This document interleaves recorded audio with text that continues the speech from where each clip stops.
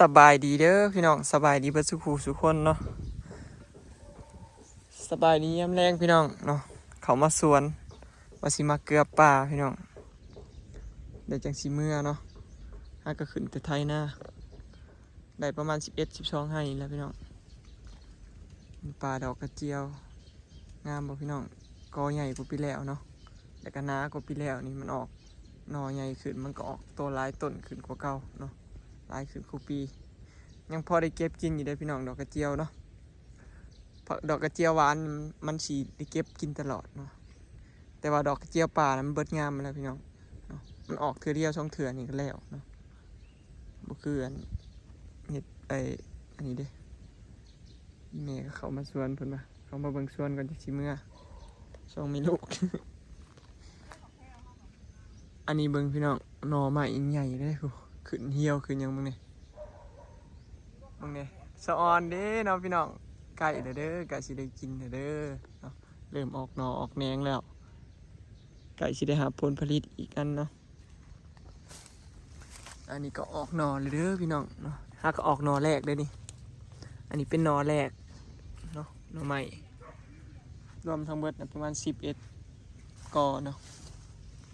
งามพี่น้องอันนี้มาแข่งเนาะหรือว่ามะเขือพวงตัวนี้ก็ออกแล้วเด้อพี่น้องนี่ค่อยดีใจเด้ฮักก็ออกเป็นหน่อแรกเด้นี่พี่น้องรอบแรกเนาะต้นนี้หน่อใหม่ค่อยเด้อันนี้หน่อต้นที่หน่อที่2ของมันเนาะอันนี้นะเป็นหน่อแรกเลยเด้ตั้งแต่ปลูกมาฮักสิออกหน่อตัวนี้เนาะอันนี้เป็นหน่อที่2พี่น้องมาดีใจเลยเนาะเดี๋ยวสิพาเบิ่งต้นกอไผ่บอยเนาะต้นทำไมนี่ต้นนี้ก็ออกแล้วพี่น้องอันนี้หน่อที่2เนาะอันนี้หน่อแรกขึ้นเหี่ยวขึ้นยังเนาะอันนี้หน่อที่2ไก่สิได้นะครับผลผลิตไก่สิได้กินแล้วพี่น้องบ่นี่ต้นนี้ยังเด้อพี่น้องกอนี้ยังเนาะข้าแม่นมันสิขึ้นไว้กว่านี้อีกมันสิใหญ่อยู่อันนี้บอยขุดเอาเด้เพราะว่ามันหลดโจกเขาถมเนาะแล้วขุดมันขึ้นมาแล้วมันหลอดพี่น้องอันนี้ต้นนี้บ่ตายเฉยเนาะข้าแม่นมันสิออกหน่ออย่างเงี้ยเขาซ้ำหมู่แล้วได้แต่ว่ามันหลดโจกประโจกดินถมมันแล้วก็เลยบ่ขึ้นมาขุดเห็นเนาะนี่สบายดีพี่น้อง เด้หน่อต้นนี้ผมไว้บงก็ขึ้นได้2หน่อเนาะนี่ขึ้นเหี่ยวขึ้นยังหมดแล้วต้นนั้นก็ขึ้นเหี่ยวเนาะเขาจะตัดหญ้าใช่ เอ้าอันนี้ต้นมะพร้าวน้ำหอมพี่น้องต้นคนใหญ่ไว้ช่วงนั้นก็ไม่ใหญ่จังมันหักกระปุกกำลังเนี่ยมันอยากมันอยากเป็นเพี้ยตัวนั้นต้นนี้ก็ออก2หน่อแล้ว3หน่ออันนี้ออกใหม่ได้พี่น้องต้นนี้นี่อันนี้ก็ออกใหม่พอรวมแล้วเป็น3หน่อเข้าหาเกลือใส่ยอดมันเขาประมาณนี้พี่น้องอันนี้สลอยเพิ่นกระปุกเด้ต้นไม้บอยก็กำลังเริ่มเนาะต้นมะพร้าวนี่บ่ขึ้นต้นนี้มาตัดหญ้ามือนะอันนี้ก็ขึ้นแล้วเด้อต้นนี้ก็แม่เฮาลืมแล้วแม่มักเหมาอันนี้ต้นมักเหมาอันนี้ชมพู่พี่น้องชมพู่นี่นะมันใหญ่ขึ้นน้อยหนึ่งพี่น้องแต่ว่าบ่ได้ตายเนาะแต่ว่าแมงไหม้น่ะมักมากินขนาดต้นมักชมพู่นี่นะเหียนคูเถื่อออกมาเนี่ยมันเหียนโลดแมงมักเจาะมักกินอันนี้นะต้นยังแม่เขาลืมนะชื่อพักอีหุ่มเนาะปลูกฮอดพักอีหุ่มพี่น้องจักซำใดต้นพักอีหุ่มหลายต้นเติบเด้เกือบ10ต้นพุ่นทางหลังอันนี้ต้นมักละมุดซะเลยอันมักบวบกำลังขึ้นข้างเนาะมักบวบเมย์ปลูกงามใส่แต่ลายผูกลกทิ้งมันดอกลายก็เนาะแม่เด็ดมันแล้วมันแตกอย่างที่เครือ1 2เครือกระลายมันแตกมักบวบอันนี้ข้างมักบวบพี่น้องเนาะเห็ดเป็นแบบทรงนี้นะพี่น้องงามอยู่บ่สวยไหมอาหารได้เขาบอกให้ไปเห็ดได้หน่อยเนาะอาหารหนักข้างอาหารเถื่อน อันนี้มักหุงพี่น้องอันนี้นะมักอันนั้นมักหูดต้นมักหูดเนาะประมาณนี้พี่น้องบ้านสวนข่อยนี่อันนี้ปล่อยปลาดุกใส่หลายคนว่าเอาแยงมาขังยังไม่ได้เอามาพี่น้องซื้อมาแล้วแยงนะแต่ว่ายังไม่ได้เอามาขังเนาะปล่อยปลาดุกลงของเสานี่กับปลาไปชบทงหนึ่งปลาดุก2 ทงประมาณนี้บรรยากาศบ้านสวนเนาะทางนี้ยังไม่ได้มีหยังปลูกพี่น้องมีแต่หมักบัวหมักอีแม่ละแล้วก็ต้นมะฮุงอีกเด้อต้นมะฮุงน้อยนี่ก็เป็นต้นอันกอไผ่แต่ว่ามันตายเขากดมาจากคลองแล้วมันตายพี่น้องหลอดแต่2 ต้นผลต้นมะม่วงก็ออกอันนี้แล้วได้ออกยอดแตกยอดนะมะม่วงน้อยปลูกมะฮุงลายพี่น้องคำมันได้ขึ้นงามนี่สำสีกินนะมะฮุงอันนี้ก็ต้นมะม่วงนี่พ่อแล้วพี่น้องพ่อเศร้าปลูกกับนี่ก็คือกันเนาะแต่ว่าต้นที่ได้กินหมาคือมะม่วง3 ฤดูอันนี้ก็กอไผ่ใหญ่มาแต่คลอง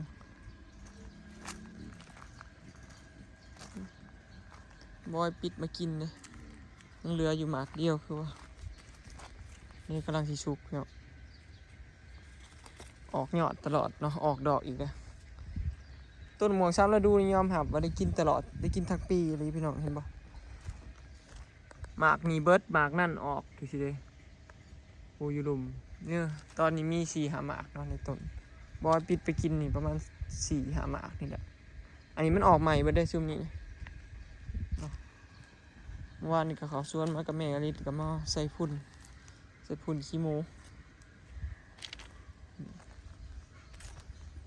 ตอนนี้ก็บอยใส่พุ่นขี้หมูเรียบร้อยพี่น้องสวนหน่อยหนึ่ง ประมาณนี้จ้าบรรยากาศบ้านสวนบอยเนาะอยากให้เฮือนแล้วเด้เนาะคือสิสบายเดี๋ยวสิพาไปเบิ่งฟังนั่นพี่น้องว่ามียังไงปลูกเนาะส่วนแถวนี้เขตปลูกฮอดแต่เขตนี่พี่น้องเขตเฮือนต้นใหม่แล้วต่อมานี่ทางเขานี่บอยสิปลูกเป็นต้นแบบต้นใหม่ประดับพวกลำซ้ำพวกส้นสั้นพวกต้นสนอย่างประมาณนั้นนะสิปลูกทางเขายามประมาณนี้เนาะ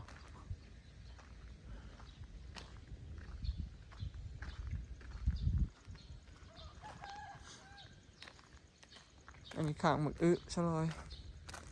ต้นอันนี้ก็ยั่งเลยพี่น้องหมักสีดาม่วงเป็นนะติดตั้งแต่ปีแล้วนะบ่ได้ตายเนาะนี่แต่ต้นมังคุดเนาะ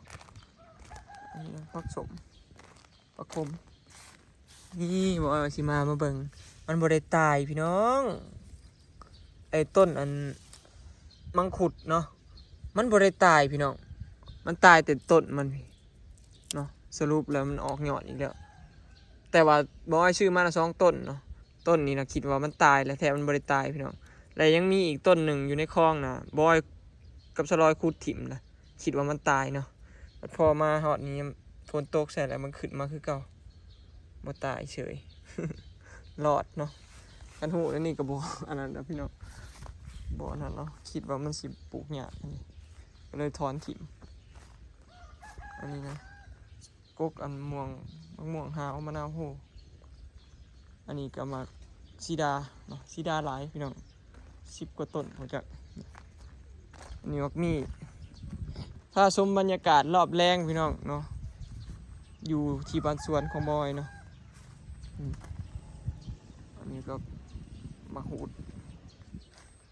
นี่อันนี้ออกหมากนะออกดอกเลยเด้อนี่นะหมากเพียงเกาะเขินพิลาหมากพิลาพี่น้องต้นหมากพิลา3 ต้นยังเบิดสิมาปลูกสลอยไปเห็ดข้างมักบวบมักขึ้น สลอยมักปลูกมักเห็ดมักพี่น้องประมาณนี้เนาะส่วนทางนี้ก็เป็นดอกกระเจียวป่าดอกกระเจียวอันนี้ก็กกม่วงหัวชิงไข่เนาะ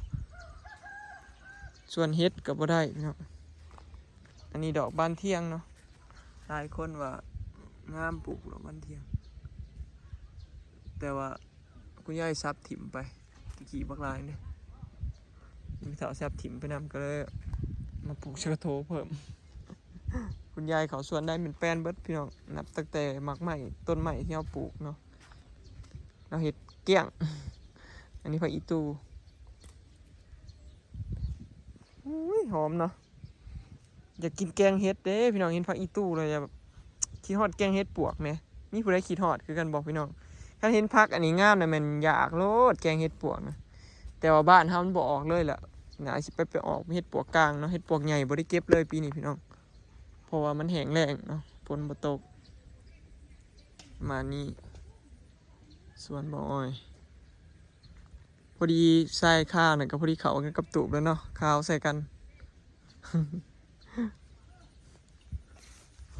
งามพี่น้องหมักสีนี่อันนี้ก็จะหมักเดือเนาะส่วนหมักหุงก็มันหึมน้ำเรื่อยไหนมันคืออยากตายเนาะอันนี้ก็อะไรดิผักเอียงก็ลืมซื้อละกินกับลูกชิ้นกินยังอันนี้ก็ผักติ้วปลูกไว้เนาะก้อนไม้นี่บ่ใหญ่ดอกปลาไม่นี่เลยเพราะว่าใหญ่มันก็ยามันตายเลยกับอีกอย่างหนึ่งก็มันมีต้นเดียวก็ยามันว่ะยามันใหญ่ไปปลูกพอดีแล้วมันตายอันนี้มะฮุงก็พันเตี้ยแล้วตอนแรกว่าสิปลูกมะเขือนี่เป็นน่องต้นมะฮุงวันนี้ต้นมะฮุงเป็นน่องมะเขือ ประมาณนี้พี่น้องทางนี้ก็สิเป็นนั่นต้นมักซิดาเงาไปหดพูนเนาะต้นนี้ผู้ใดเคยกินนะพี่น้องต้นผักขมนะมันสิออกหมากแบบนี้นะแต่บัดมันสุกมันสิเรื่องหวานเลยเอากินอันนี้มันเด่นใครเคยกินนะพี่น้องแต่ข้าวยังหน่อยเนาะผู้ใดเคยกินนะจ้ามันบัดมันอันสุกเนาะ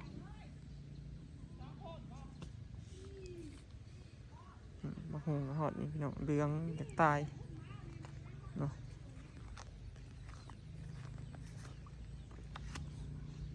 เกี่ยวปลาก่อนเดี๋ยวสิแลนมาเด้อนี่คือมิดจิรีปลาไปไหนหมดนี่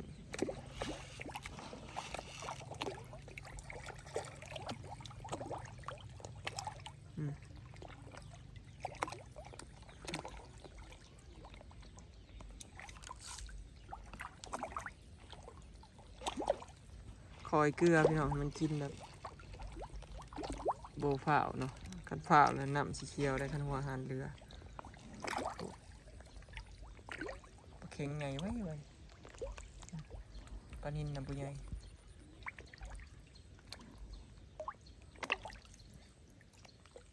ปลาตะเพียนปล่อยใหม่ตัวนี้หน่อยจะไปอยู่ใส่เนี่ย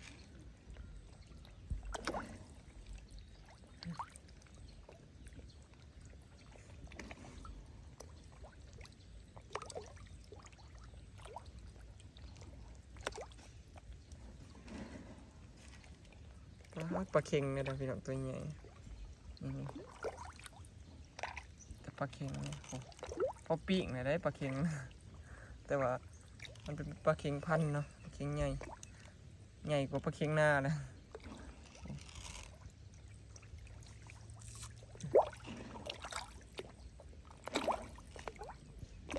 มีความสุขไปอีกแบบเนาะมาเบิ่งทางด้านปลาดุกบอยพี่น้องเดี๋ยวสิลองหวานเบิ่งมันสิกินบ่เกิดมันกินบ่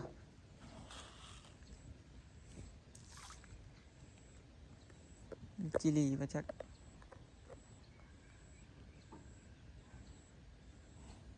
มาขึ้นมากินซ้ำพี่น้องยังบ่จักเนาะมัน2-3 มื้อ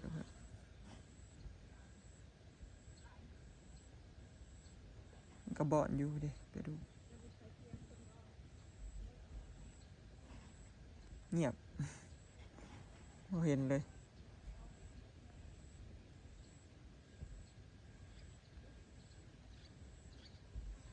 ฝนตกมาอย่างเงี้ยแหกแล้วพี่น้องตกมาแห้งๆกับไข่เนาะแมลงมื้ออื่นสิได้ไทยหุดยาวเลยให้มันแล้วมาทงมากินสัมจ้าอันนั้นคือหมักหอยพี่น้องหอยจุกเนาะเอามาปล่อยไว้ในคลองมาเลี้ยงไว้บัดยามอยากก็สิเอางามไม้ก้านมะฮุงหรือว่าก้านกล้วยเนาะปอนเนาะให้มันจับหาเก็บเอาบัดเนาะเลี้ยงไว้เบิดพี่น้องนับแต่กุ้งฝอยแต่กุ้งฝอยนี่บ่เห็นเนาะปล่อยบ่ได้หลายดอกแต่ว่ามื้อน่ะเห็นอยู่แต่ว่ามื้อนี้บ่เห็นยัดปลากินมันจ้ะ